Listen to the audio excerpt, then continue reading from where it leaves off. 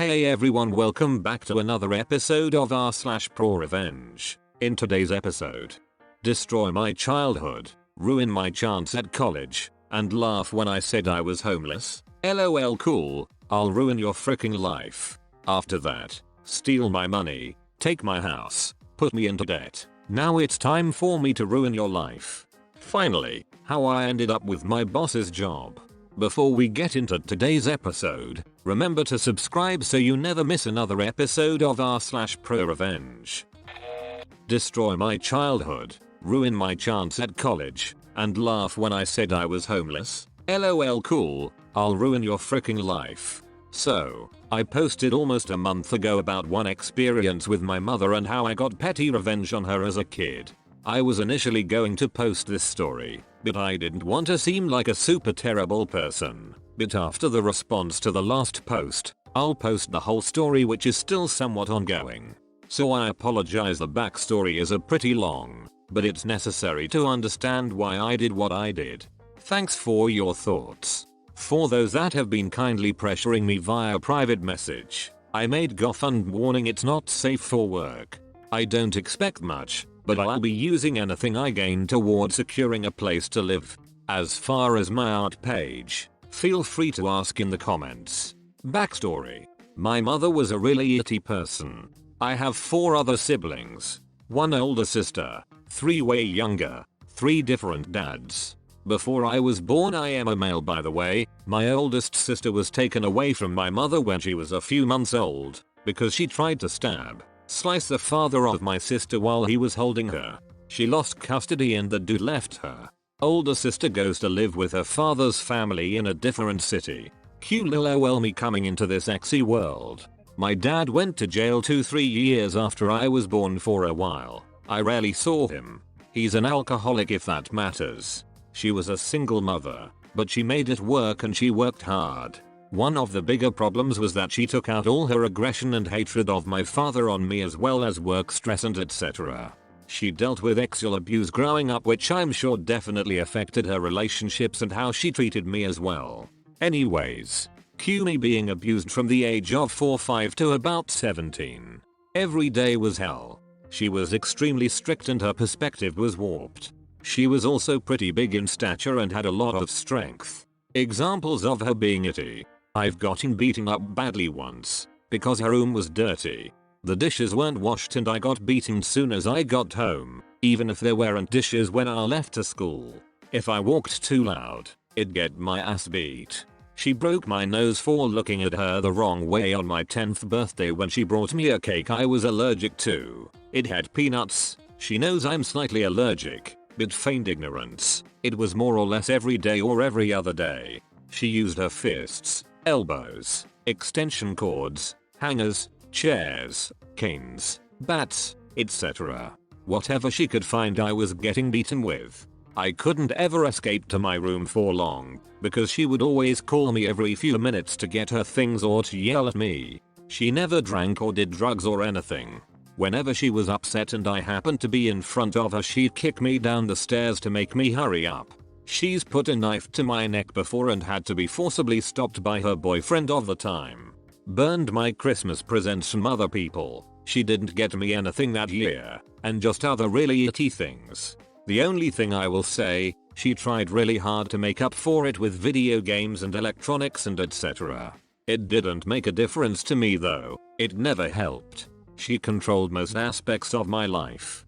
I got by with little petty revenges. Peeing in the Lipton iced tea she drank. Rubbing her forks and spoons between my butt cheeks before I served her dinner. Ignoring her screams for help when she had kidney stones. How the frick am I supposed to help anyways? But by the time I got to high school I turned to alcohol. I resented her and the negative atmosphere affected who I was as a person. I started to be cold and uncaring. Calculated. She started kicking me out every few months, telling me to find somewhere else to live by age 15. She sent me away to a different country for a year and tried to keep my passport, but I made it back to the US with the help of the embassy and my stepfather. She'd already left by that time and found some other dude. I came back senior year with no credits for the prior grade, which ended with me getting a GED. I spent most of the time I could with my best friend and started working at jobs. I was terrible at saving as I had accumulated loads of itty habits while growing up, so it didn't make much difference. She eventually told me that if I went to college, I would always have a place to live until I finished. Cue my first 2 semesters at a 2-year college. I maintained a 3.7-ish GPA. My teachers loved me and it was my escape. Towards the end of my second semester during finals, I came home late one night around 10 PM and my mother yanks the door open screaming in my face asking when I'll move out. I'm slightly drunk and decide to completely ignore her and walk to my room. If I opened my mouth, that day would be the day I blew up and cursed her out. I've rarely ever raised my voice at her, because it never ended well. Now at this point I'm 19 and I've been doing school full time with no savings. I'm also fairly fit and could easily take my mum at this point. Never laid a hand on her or any woman. I hate violence. I get to my room, she rips my door open and starts yelling. I say nothing and stare at her. She walks away and called the police on me saying she thought I'd murder her and my younger siblings. I don't know where the frick she got that idea from, as she is the one who's nearly killed me many times. I packed everything into a duffel bag and left 5 minutes afterwards. I failed all of my finals because I couldn't make it to my school. Things kinda spiraled and the next 2-3 years were me on and off homeless. I survived the best I could in a big city with no college degree and made a lot of itty choices due to my itty habits. Eventually I found a profitable hobby that gave me meaning, and through that I started to work my way up. Got my own apartment, had a full-time job, and did my hobby on the side. I hadn't kept up contact with my mother at all, but my younger sister, who was old enough to have a phone, found me on social media, so I saw photos and such. She didn't have it anywhere near as bad, but she did get beaten occasionally. My mother reached out via email, all smiles, asking how I've been. Now guys, I've always been envious of the relationship most people have with their moms, so I gave her a chance and gave her a call. We talked for a few minutes and everything was civil and seemed like things would go okay, but then she asked me what I've been up to the last few years, and I told her honestly that I was homeless for a while and struggled a lot after what she did to me, but I worked my way out of it. She literally laughs. She laughed for a few seconds in a very condescending kinda chuckle and then said, "I never did a thing to you, so you don't know what abuse is. It's your own damn fault you were homeless. So how about you?" But by that point I hung up. I was speechless and fuming. I don't know what abuse is? Okay itch. I've spent too freaking long letting you destroy my sanity. Now is the time. There was a few things my mother didn't know. 1. I knew for a fact that current well-paying job she had was gotten on lies, as she never got her college degree and lied about it on her resume. 2. I had access to all of her email accounts and cloud storage accounts since I was the one that set them up when I was younger, and she never changes her passwords.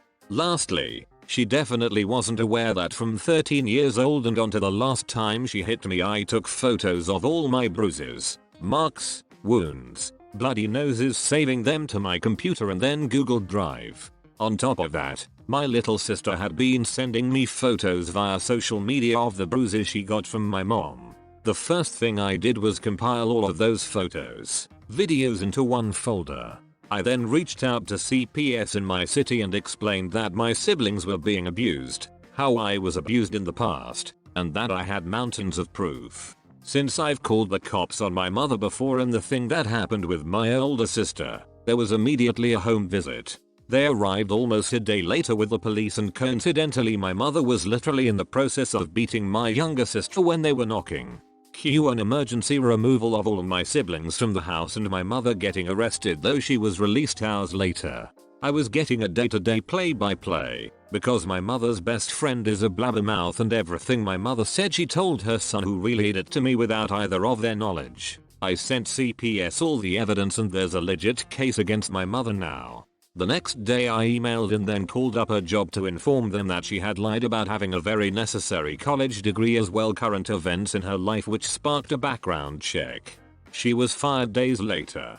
Say adios to 75k and a blacklist in the only industry you know how to work. I then spitefully deleted every cloud account and email address I ever made for her, which was all of them, which I'm sure will make keeping up with a lot bills and etc. nearly impossible. I then anonymously reported her to the IRS because of the tax fraud she committed 4 years by claiming people's children that weren't hers with a lot of detailed information since I lived with her while she did it. So now, my mother lost all her kids and her job. I'm meeting with a caseworker from CPS next week to talk more about what happens moving forward, but I do know they're not going back.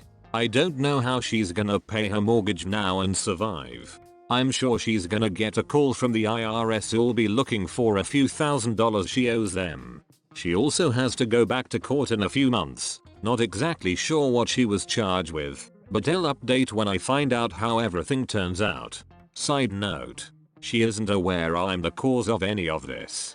I plan on keeping tabs on her and waiting until it seems like she's close to death before I tell her it was all me and I peed in her Lipton. Steal my money. Take my house, put me into debt. Now it's time for me to ruin your life.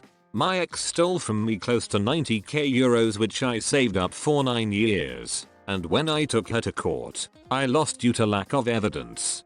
At the moment I felt destroyed and lost it all. She even sued me for emotional damages and I had to pay 55k euros. So I was forced to sell my house and take a big loan from the bank.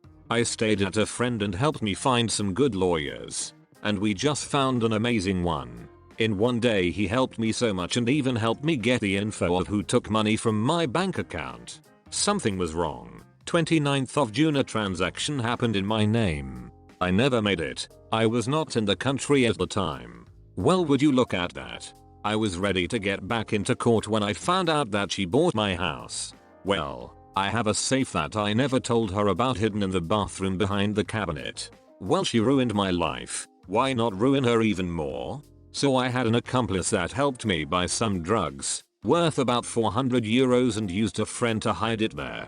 The safe has a 4-digit code, that being 0000. Never got to change it to something else. And before taking her to court again I had that same friend who hid the drugs turn her in. It took about a week for the cops to receive a mandate to search the house. They found nothing in the first 2 hours, and they wouldn't if my friend forgot to leave the safe cover open. That 400 euros worth of drugs are equal to a 5k euro fine and 12 years of prison. Well, I'm not done yet. Court time again. I had my lawyer get the footage from when the money from the bank was transferred and also I had a document showing that I was not in the country at the time. We also found out the account to which the money was sent to. The name was that of my ex. Well, look how the tables have just turned. My lawyer also demanded payment for emotional damage, all the money that was stolen, the house and also money equivalent to 2 times the debt I had in the bank, which is equal to about 140k euros. The look on her face when everything came down crashing on her was totally worth it. And on top of the 12 years from drug possession she received an additional 25 years for theft and false testimony. Enjoy it, itch. How I ended up with my boss's job. I was working for an advertising agency, a pretty big one. I had an ethical manager. Well, when I started out I had a manager who was one of the most unethical managers I've ever dealt with. He'd order his sales reps to do things that would increase his bonuses, which are based on margins. Example, say a client decided to buy product XYZ and their spend was $2,000 a month. He would want the agent to put up products ABC and keep the spend at $2,000 even though the client didn't agree to that. Fact is, the clients generally wouldn't notice, but if they did, it could cost you your job. I was the guy that refused his demands. He would tell me to cheat the client and I would refuse. He would get mad. I wouldn't care. This went on for quite a while. Now there is something I don't tell people very often. I live in a one-party consent state, which means so long as I'm aware a conversation is being recorded I can record it without informing the other party. I had just upsold my largest client, making him even larger, but I didn't sell the products my boss wanted me to sell. He demanded I switch things around. I refused. I told him I sold the client XYZ, that's what we agreed to. I'm not going to change that without the customer permission. His exact words were, "Frick the customer, this is your largest client, I need him on ABC or I'm not going to make my number. I'm sorry, But you and I both know ABC isn't right for this client and that's why he didn't buy it. You're fired. If you can't follow instructions, you're fired. After confirming he was dead serious, I said, if you do that, I'll have your job by the end of the month. I went home. I didn't think he'd go through with it. Sure, as it next morning I'm locked out of all our systems. I call tech support and get told I've been fired. So who do I call? I call our regional vice president and tell him I have several recordings I think he should listen to. Remember, my boss ordering me to do unethical things wasn't uncommon. So I meet up with my RVP and play 6 different recordings that I had saved showing my manager was pushing his agents to break the law. To which my RVP leaned back in his chair and let out a sigh, knowing he had to fire my manager. Having a sales manager that is forcing his reps to break the law is just bad business. At which point I asked for my job back. He agreed that I would get my job back and asked me to take the week off and call him on Monday. He told me he'd talk to payroll and make sure I got paid for this week as well. For your information, he fulfilled all of his promises with me, although I missed a payday, but got back pay later, so I was fine with that. That Monday I come into our Monday morning meeting in which my RVP was there. He informed the entire team that my boss had been fired and why. He also mentioned that if anyone wanted to apply for his job, there was now an opening. So I applied for, and after 3 rounds of interview got my promotion. Sure, as it I was right. I did have my boss's job by the end of the month. It was glorious the first day walking into his office and sitting in his nice big comfy chair.